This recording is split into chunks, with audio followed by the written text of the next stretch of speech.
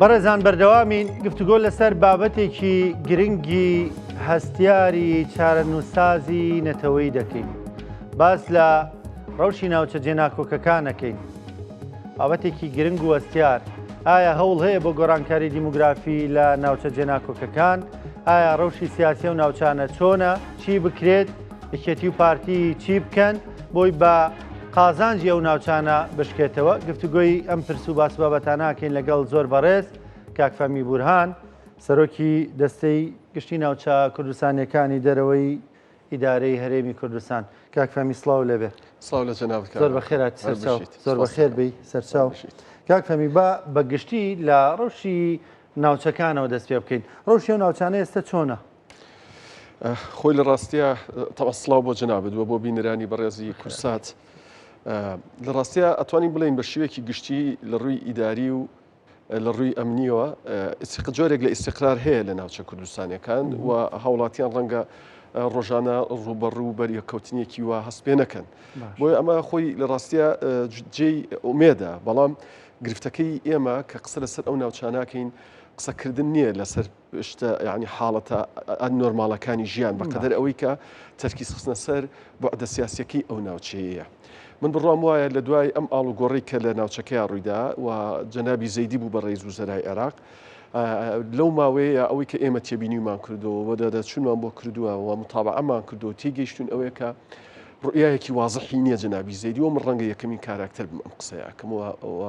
پێشم وایە دوایش وردەوردە تێیدی ئەم بۆ چوونەی من زیاد دەکات. جەنابی زەیدی ڕوئیایەکی وازەحی نییە بۆ چارەسەرکردنی پرسی ئەو ناوچانە و ڕەنگە هۆکاریش هەبێت گرفت زۆرە کێشە هەیە، بەڵام حقیقت هەموو ئەمانە ناکاتە ئەوەی کە پرسێکی ناوخۆی گرنگی وەکو کێشەی خاک و یاک خۆ پرسێکی دەستوری کە ئەم پرسە دەستوریە پەیوەندی بەلادەیەکەوە نییە و پەیوەندی بە فیئەیەکی دیاریکراوی مجتەمەعی عێراقیەوە نییە. ئەم بابەتی ئێمە باسیەکەین پەیوەستە بە زیاتر لە 6 ملیۆن ئینسان بۆ 7 ملیۆن ئینسانەوە، واتە پرسێکە زۆر جێبایەخێکی گەورەیە کە دیارە من تێ ئەگەم لە عێراقا ئالنگاریەکان زۆرن، اینجا کێشەی دەرەکیشی هاتوۆتە سەر ئەو نیتر باردۆخی ئالۆز کردووە، بەڵام لەگەڵیشیان ڕوئیای ئەم کاراکتەرە هەتاکو ئێساکە هیچ وازەح نییە. باش ئەو نقطەیە گرنگە، یعنی سەرۆکوەزیرانی عێراق ڕوئیای وازەح نییە. ئایا لە گرنگی بابەتەکە نەگەشتووە لەبەرەوەی پێشتر سیاسی نەبووە و خۆی یانەوەی کە لەژێر زەختدایە یان پەیوەندی بە هەستیارین مۆزوعەکەەوە هەیە؟ خۆی لە ڕاستیە من جارێت زووە دوابڕیار لەسەر دیدی زەیدی بدەین بۆ چارەسەرکردنی کێشانە، بەڵام هەندێک ئاماژە هەیە کە جێی دڵخۆشی نییە. یەکەم لە منهاجی وەزاری کە ئەبێتە کارنامەی زەیدی و لە پەرلەمان پەسەند کرا بە بەرچاوی هەموو ئەندام پەرلەمانە کوردیەکانەوە بێ ئیسیسنا لەم سەرەوە بۆ ئەو سەری باشە کە هەندێکشیان کردیانە مزایەدە. منهاجی وەزاری حکوومەتەکەی زەیدی پەسەند کرا، هیچ ڕوئیایەکی تیانە بۆ ئەو ناوچانە ئەبەدەن بە یەک کەلیمەش مادەی 140 کێشەی نەخێت بە هیچ بنێک و پەرلەمانتارە کوردەکان وەکو کۆی ئەو ئەنزیمەیەکی لەناو پەرلەمانە پێک دێت دەستی ڕەزامەندیان بۆ منهاجە وەزاریەکە بەرز کردەوە. بەڵام هەوڵیش هەبوو لەلایەن فراکسیۆنەکانی ئێمە، ینی من خۆم ژۆم لە هاوارتان بۆ ئەمە کرد بەڵێ بە بێگومان هەر لە کەناڵی کورساتەوە ئێمە ڕەنگە یەکێک بووین، یعنی نەک یەکێک بووین، ئێمە لە پێشەنگی ئەوانە بووین کە ئەم مەلەفەمان زوو کرد بە مەلەفێکی هەستیار و گرنگ و قیادی سیاسی کوردی و سەرۆکاتی ئەنجومەنی وەزیرانمان لێ ئاگدار کردەوە. ڕاستە من ڕخنە لە پەرلەمانتارانی کوردەگرم، بەڵام لەگەڵیشە هەندێک هەوڵش هەبوو حقیقت دەبێت ئینسان ئەوەش ببینێ. هەم سەرۆکی فراکسیۆنی یەکێتی کاگەریم، هەم کاک شاخەوان لە فراکسیۆنی پارتی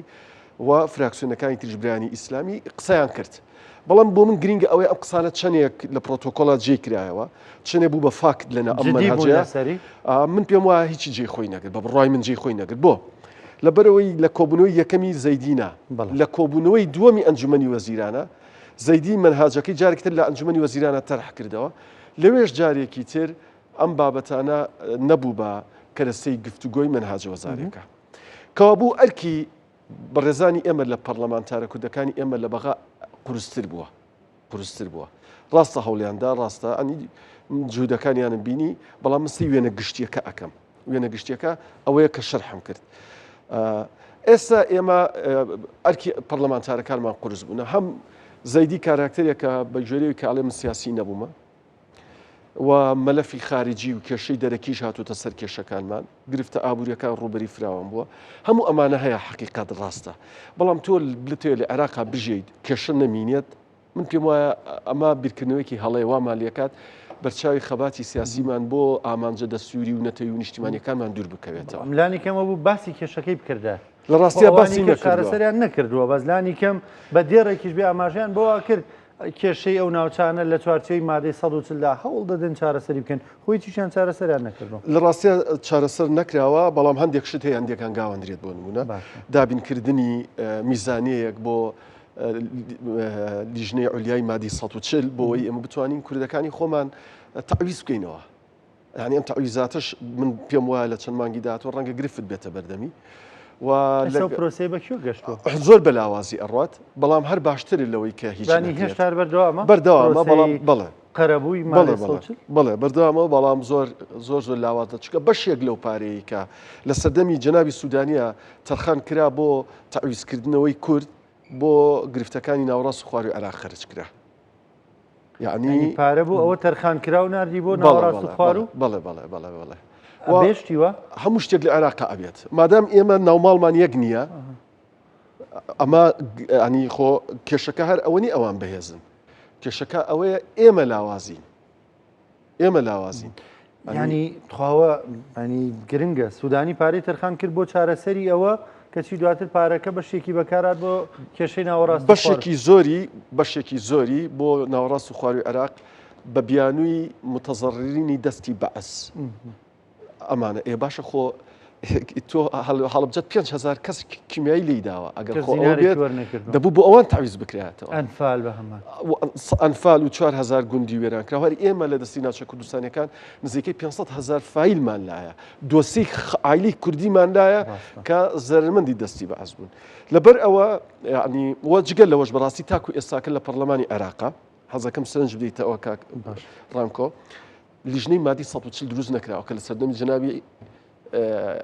بڵین سوودانیا هەبوو هەڵبەتە کەم لەڵەوە سوودانیمانە ئەوە نیە ملایەنگریت سوودانی بم نەخێر منەمێ هەموو وێنەکە وەکو خۆی بڵێم یعنی ئێستا زۆر جار جۆر لێ ئەبێت ئومێر زۆر لەسەر زەیدی هەڵەچندرێت من پێم وایە ئەمە لێکدانەوەیەکی کورتە من پێم وایە ئەمە حەق نییە یەکجار بۆ ئومێدەوە تەماشا بکەین خۆ من ئومێد دەکەم بەهاری ئێمە بێت سەردەمی زەیدی بەهاری چنینەوەی دەستکەوتەکانمان بێت بەهاری گشتنی خەڵکی کوردستان بێ بە دو ئامانجە دەستوریەکانیان لە حکوومەتی عێراقیە بەڵام حقیقەت نەک هەر بۆ کەرکووک و خانەقین و دووسخورمات و دبز و پاشان تاگاتە شێخان و زمار و ئەو ناوچانە و شنگال و ئەو ناوچانە بۆ هەرێمیش ڕوئایەکی وازیحان پێشکەش نەکرد لەم کابینەیە کەوە لە منهاج وەزارەکەی زۆر بەلاوازی باسی هەرێمەکەت هەموو ئەمانە ئێستا ڕەوشی و ناوچانە چۆنە ئەزانی ڕۆژی ئەو ناوچان من دەتوانم لە چەند بەعدێکەوە ینی قسەی لەسەرکەم پێم وایە لە ڕووی ئیداری و لە ڕووی سیاسی و ینی لە ڕووی ئەمنیەوە نا لە ڕووی سیاسیەوە لە ڕووی ئەمنیەوە جۆرێک لە ئێستقرار هەیە خەڵک ئەژێت بۆ خۆی و هەندێک لە هەندێک ڕۆژەوە ڕەنگە لە ئێمەش باشتر بێت بەڵام ئەمە تێپەڕاندنی ئەرکە ڕۆژانەیەکانە بەڵام ئەگەر تۆ لە بەعدە سیاسیەکەیەوە تەماشای بکەی من پێم وایە ئەو بارودۆخەی کە لە کوردستان ساڵونیە کە بەسەرمانە تێپەڕیوە کاریگەری هەبوو لەسەر ئەوەی کە حکوومەتی عێراقی بێباکتر بێت دەرحەق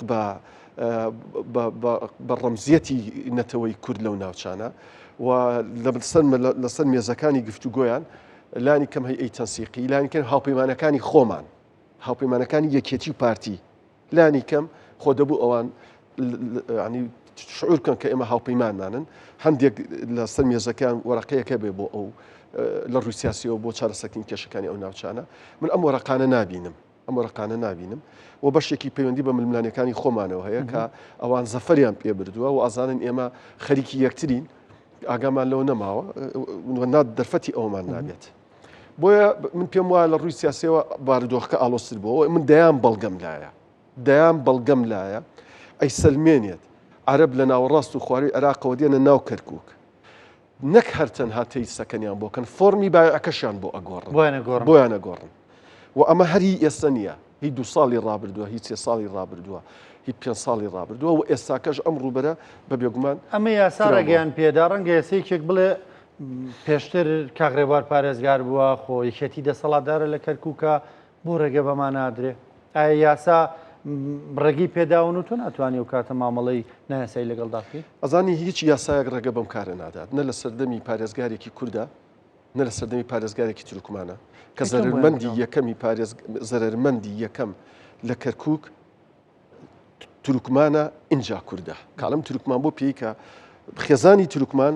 ڕۆژ دوای ڕۆژ بچووکتر ئەبێتەوە کوردیش خەریکە ڕقەمەکەش بچووکتر ئەبێتەوە اینجا دوای ئەوە ڕقەمی کورد لە ناوچەکەیە لە بەرامبەرە ڕقەمی عەرەب لە گەڕەکانی خۆر ئاوای کەرکووکە بە ڕادەیەک زیادی کردووە کە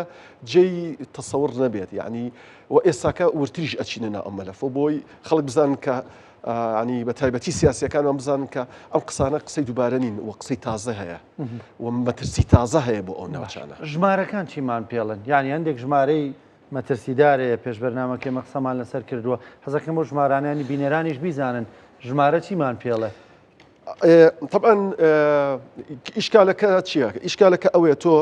بەپێی بنەما ئەساسیەکانی مادی 140 دەستور ئیحسای ساڵی 1950 کردووەتە بنەما واتە ئەوەی لە ئیحسای ساڵی 50 تا نەبێت بۆی نییە بەشداری هیچ جۆری ئیستیفتایەک بکات کە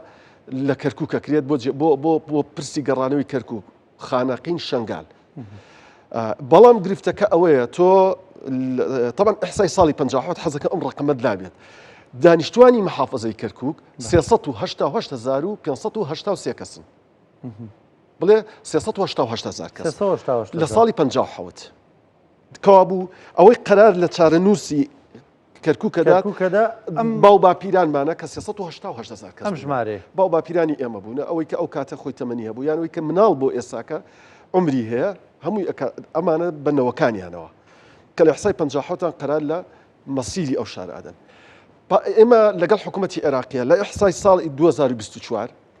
ئێوە ئاگدارن و شادیمان بۆ ئەدەن کە زۆر لای ئێوە هاوارمان کرد کەوتمان ئەم ئیحسایە مەترسیدارە بۆ کەرکووک بۆ خانەقین بۆ شنگال بۆ کۆی ئەو ناوچانە بۆ ساڵی 380 کەس بووە ئێستا کەرکووک 2,170,000 کەسەیە 2,100,000 تۆ حساب چەند یەک زیادی کردو ئەم ڕقەمە ممکن نییە یەک محافظەی عێراق بەم ڕووبەرە بەرفراوانە زیادی نەکردووە هەر با من نمونەیەکە بۆ بێنمەوە قەزای حەویجە لە سێ ناحێش پێک دێ عەباسیە زاب لەگەڵ عەباسیە و زاب و پێم وایە ڕیازە عەباسیە و زاب و ڕیاز قەزای حەویجاوی بەپێی لەسەر شەخشەکە هاتووە 137,304 کەسی تایە ئەی ناحیەکانیان ناحی عەباسیە 63,477 کەس ڕیاز 47,230 کەس زاب 73,288 کەس ڕەشاد کە سەر بە قەزای داقووقە 12,801 کەس کاک ڕامکۆ ئەم ڕقەمە چییە؟ تو لە 2 ملیۆنەکە ئەم ڕقەمە دەرکە ئەمە ڕەنگە بەپی پەنجەکانی دەست کورد لەنا ئەم ڕقەمانەیە هەبێت بەپی پەنجەکانی دەست کورد لەنا ئەم ڕقەمانەیە هەبێت یعنی جاری هەر لەم لاوە بەس لە قەزای حەویجە لە 2 ملیۆنەکە 500,000 کەسی ڕۆشتووە ینی ئەوە کامل عەرەبە هەڵبەتە ئەم قسانی من قسەی ڕەگەزپەرستی نین دەرخستنی ئامارە بۆ هۆشیاریە بۆ ئەوەی تۆ پلانی استراتیژیت هەبێ بۆ ئەوە نییە دژ و دژایەتی تیا دروست بکرێت من عنی ئەگەر ئەم حەقیقەتە بە قیادی سیاسی کوردی بڵێم تاوانە یان جێبەجێکردنی بچووکتنی ئەرکی نیشتیمانی خۆمانە وەکو حکوومەتی هەرێمی کوردستان 1,500,000 کەسە مینێت ئەو 1,500,000 کەسە تەنها دوو ناوچەمان هەیە ئەتوانین بڵێین زۆرینەی کووردە نەک هەمووی کووردە قەزای شوان و قەزای قەرانجیر کە ئەمەش زۆرینەی کووردە ئەگەر هەمووی کورد نییە هەمووی کورد نییە نەخێر ئەبەدەن هەمووی کورد نییە ڕقەمی هەردووکیان 72,000 کەس 72,000 کەسە یەک لەسەر پێنجی حەویجە نابێت مقارنە ناکرێت طبعا من هەر بۆەوەی ئینسان ئیتیک بپارێزێ و ڕازگۆیی لە دەست نەدەین ئەم ئامارانی کە دەست من کەوتووە لە دەستی ناوچە کوردستانەکان ناتوان بڵێم فەرمیم و پشڕاستی ناکەمەوە بەڵام چی بکەم حکوومەتی عێراقی هەموو دەرگاکانی لەسەر ئێمە داخست و دەستمان ناگاتە زانیاری بۆیە لە حاڵەتی سەرچاوی نافەرمیەوە دەستەکەات و ڕەنگە ڕقەمەکە زۆر لەمەش زیاتر بێ بەڵام من گومانم نییە لە 190 من ئامانجم پێکاوە لەم ڕقەمانە باشە باشە ئەی مەرکەزی کەرکووک ئەی مرکزی کەرکک ئەی ئەو گەڕەکە تازانی کە لە خواری کەرکک دروست کراون کە کوردی زۆر کەمە و کۆن هەمووی نییە عەرەبە کوردی تیان نییە تورکمانی تیان نییە سەرجەنابی پارێزگا تورکمان نییە من دڵنیانەکەمەوە کە بارودۆخی برانی تورکمان زۆر خراپتر لە ئێمە بەڵام ئیتر ئەوەی کە ئەگاتە جۆرێک لە سوڵتە و لە ئیدارە لە عێراقا باش ئەنی بەداخەوە ئەنی ناتوانم بە مطلقی بڵێم باشکەمە کارکتەری زۆر باشمان هەیە بەڵام زۆر جار کاک فامی ئەمانە لە کووە دێنەم عەرەبانە ئایا وەکو دەڵێ لە ڕێی ژمارەی خێزانەکانەوە زیادەکەن بە کوردیەکەی بە گوزازی ئاکەن لە کەرکووکە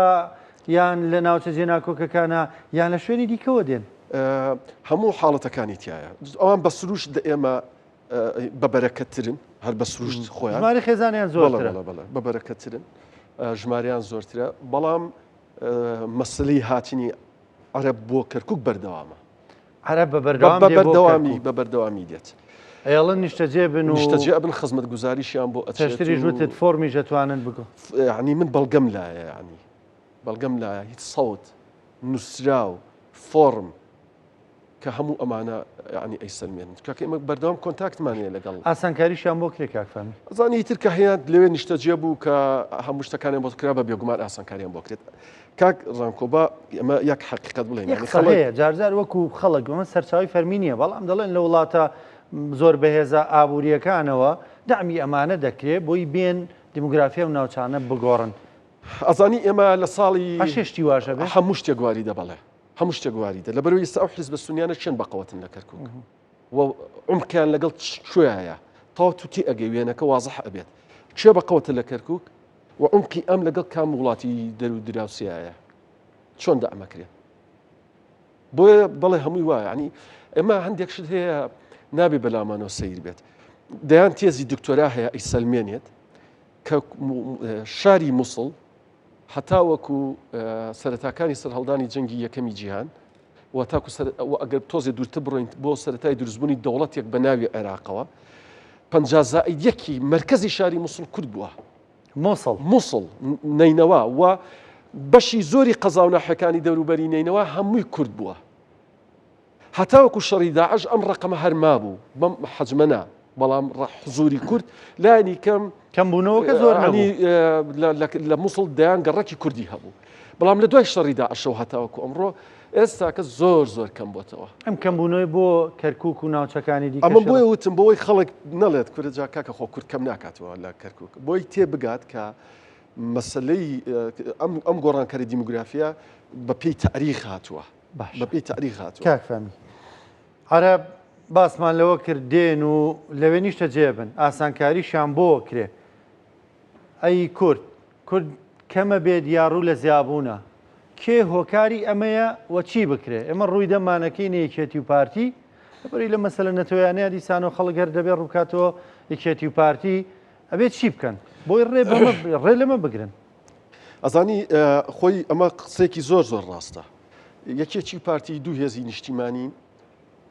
دەیان خاڵی هاوبەشیان هەیە بە هەموو هەڵەوپەڵەکانیانەوە تۆ مۆزوعانە هەر دەبێت ڕووی ئەزانی خۆی پارتی نوێنەراتیم نەتەوەی ئێماکەن بەبوونی سەرنجم لە حەزەوە خاوەنی مێژوێکی دوور و درێژن لە خەبات دژی دیکتاتۆریەت و دژی ئەو ڕژێمایەک لە دوایەکانی کە لە عێراقا بوونە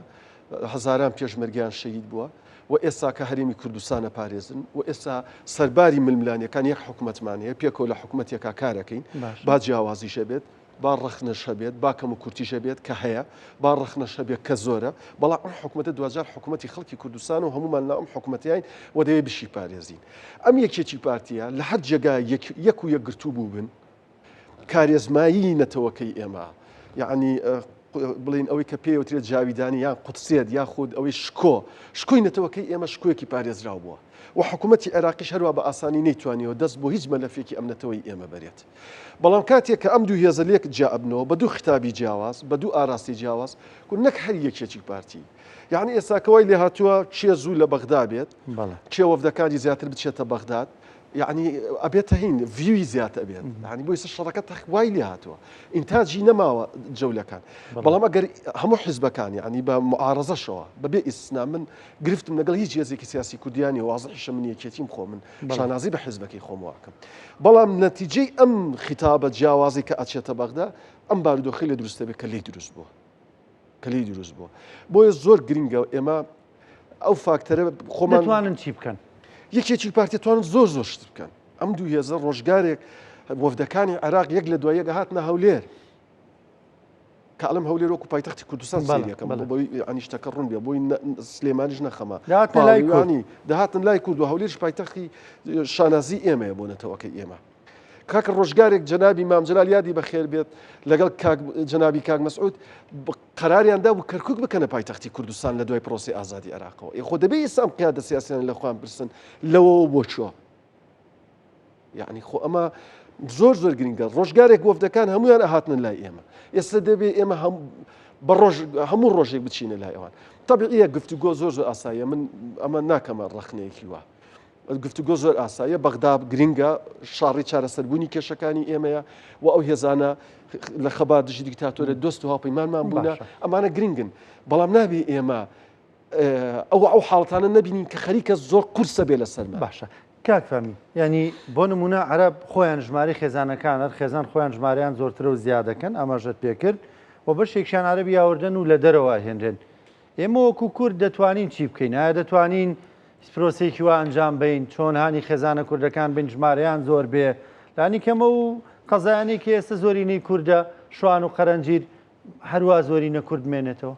وڵای هیچ شتێک زەمان نییە هیچ شتێک زەمان نیە باوکە حکوومەت هێرێمی کوردستان دوای چارەسەرکردنی گرفتە ناوخۆیەکانی خۆمان دوای ئەوەی کە یەکێکی پارتی لەسەر ئەجەندایەک بۆ پێگەێنانی حکوومەت ڕێککەوتن ئەوە ئەم کێشانەمان تەجاوز کردی ئینشەڵڵا کە هەموو خەڵکی کوردستان ئومێدی بەمەیە و من خۆم بەش بە حاڵی خۆم لە زمانی ئێوە ڕازیم بۆ تعاملکردن لەگەڵ ئەم پرسە سیاسیانەیە من ئومێد دەکەم سەرکردە سیاسیەکانیشمانی تر تۆزێک هی هەردوو لە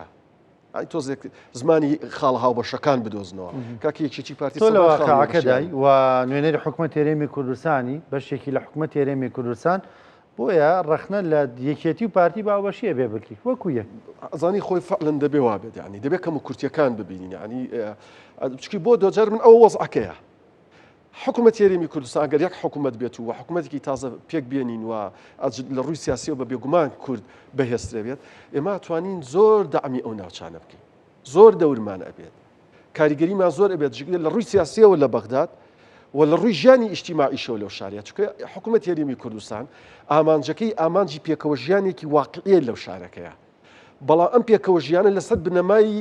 گەورەی بۆ بچووکی بینا نەکرابێت واتە نابێ من برا گەورەی عەرب لە بچووکی خۆما ببینم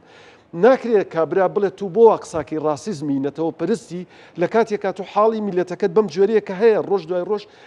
ڕوبەری گرفتەکان قوڵترە بنون لە ناوچەکەیە ڕێژەی دانیشتوانت کەمترە بێتەوە ڕێژەی دانیشتوانی عەرب زیاتر ئەبێت هەتا ئەو کاتی ئێستا ئێمە دایان عایلە هەزاران عایلە لە سلێمانی و هەولێر هەیە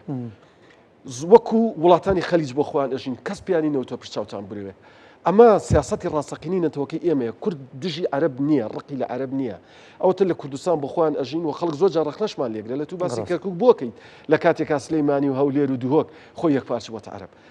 گفتوگۆی جدی هەیە لەسەرەمە کاک ئەزای مەسەلەکە چییە تۆ لە کەرکووک کێشەیەکت هەیە کە کێشەکەت چارەسەر بوو ئەو کاتە کەس لە کەرکووکیش ڕۆژ لە ڕۆژان نەیتوە من لە ڕووی کۆمەڵایەتی و ڕقم لە عەرەبە بەعکسەوە برای یەکین بۆ ئێمە لەگە برانی تورکمانە کەمترین کێشەمانێت واز لەوە بێنە هەندێک سیاسی ئەیانەوێ ئەم مەلەفانە بجوڵێنن سەوە جەنابی محافظ تورکمانە جێگەی ڕێزە لای هەمومان هەمووشی یارمەتی ئەدا کو کێشەیەک نابینیت بەڕاستی کێشەیەکی وا نابینیت بەڵام پێم وانە ئەم پارێزگایە بتوانێت ئەرکا گرنگەکانی خۆی لەو هینە جێبەجێ بکات خۆ من